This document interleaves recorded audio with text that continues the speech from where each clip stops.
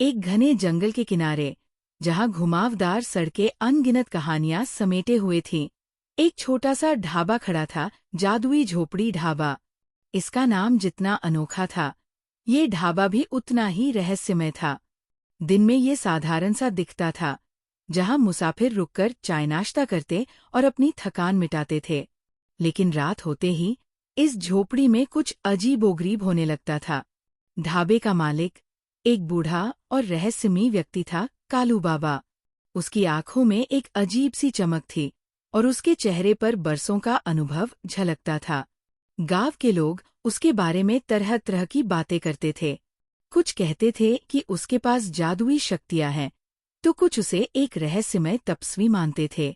एक तूफानी रात, जब मूसलाधार बारिश हो रही थी और बिजली कड़क रही थी, एक युवा जोड़ा, राहुल और प्रिया, अपनी गाड़ी से कहीं जा रहे थे। अचानक उनकी गाड़ी खराब हो गई और उन्हें मजबूरन उस सुनसान सड़क पर रुकना पड़ा। दूर उन्हें जादुई झोपड़ी ढाबा की हल्की सी रोशनी दिखाई दी। भीगते तरसते राहुल और प्रिया ढाबे पर पहुंचे। कालू बाबा ने उन्हें अंदर आने दिया और गर्म चाय पिलाई। ढाबे के अंदर मिट्टी की भीनी खुशबू और लकड़ी की आग की वार्मथ थी, जो बाहर के तूफान से बिल्कुल अलग थी। रात गहराती गई और बारिश थमने का नाम नहीं ले रही थी। राहुल और प्रिया को ढाबे में ही रुकना पड़ा। कालू बाबा ने उन्हें 2 चारपाइयां दी और सोने के लिए कहा। जब आधी रात बीत गई तो प्रिया की नींद खुली। उसे ढाबे के बाहर से कुछ अजीबोगरीब आवाजें सुनाई दीं। वह धीरे से उठी और खिड़की से झांका।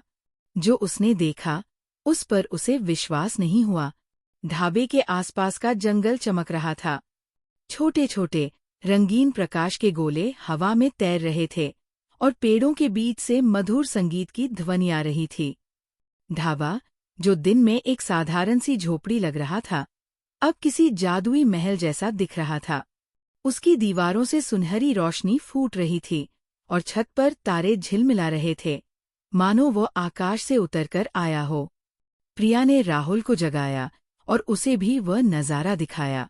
दोनों हैरान और अचंभित थे। वे धीरे से ढाबे से बाहर निकले और उस जादुई दृश्य को करीब से देखने लगे। जैसे ही वे जंगल में घुसे, उन रंगीन प्रकाश के गोलों ने उन्हें घेर लिया। वे ठंडे और मुलायम महसूस हो रहे थे। संगीत और तेज हो गया और उन्हें लगा जैसे कोई उन्हें बुला रहा है। वे एक छोटे से झरने के पास पहुंचे। झरने का पानी भी रंगीन रोशनी से नहाया हुआ था और उसके किनारे कुछ अजीबोगरीब पौधे चमक रहे थे। तभी कालू बाबा उनके पीछे से आए। उनकी आंखों में वही रहस्यमयी चमक थी। उन्होंने मुस्कुराकर कहा, यह है जादुई झोपड़ी ढाबे का असली रूप। यह रात में उन लोगों के लिए खुलता है जिनका हृदय सच्चा और जिज्ञासु होता है। कालू बाबा ने उन्हें बताया कि ये जंगल सदियों पहले जादूगरों और परियों का घर था। उनकी कुछ जादुई ऊर्जा आज भी इस जगह पर मौजूद है और ये ढाबा उस ऊर्जा का केंद्र है। रात में जब दुनिया सो जाती है, तो ये जगह अपनी असली जादुई रूप में लौट आती है। राहुल और प्रिया पूरी रात उस जादुई जंगल में घूमते रहे। उन्होंने अद्भुत नज़ारे देखे और परियों की मधुर आवाजें सुनी। उन्हें लगा जैसे वे किसी सपने में हों। सुबह होने से पहले कालू बाबा ने उन्हें वापस ढाबे पर भेज दिया। जब वे जागे तो ढाबा फिर से एक साधारण सी झोपड़ी लग रहा था, जैसे रात में कुछ हुआ ही न हो।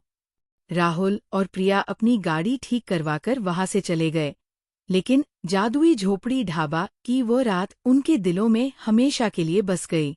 वे जान गए थे कि दुनिया में अभी भी बहुत से रहस्य छिपे हैं और कभी-कभी एक साधारण सा दिखने वाला ठिकाना भी एक जादुई दुनिया का दरवाजा खोल सकता है। और हर बार जब वे किसी सुनसान सड़क पर किसी छोटे से ढाबे को देखते, तो उनके मन में जादुई झोपड़ी ढाबा की रहस्यमय रात की यादें ताज़ा हो जाती।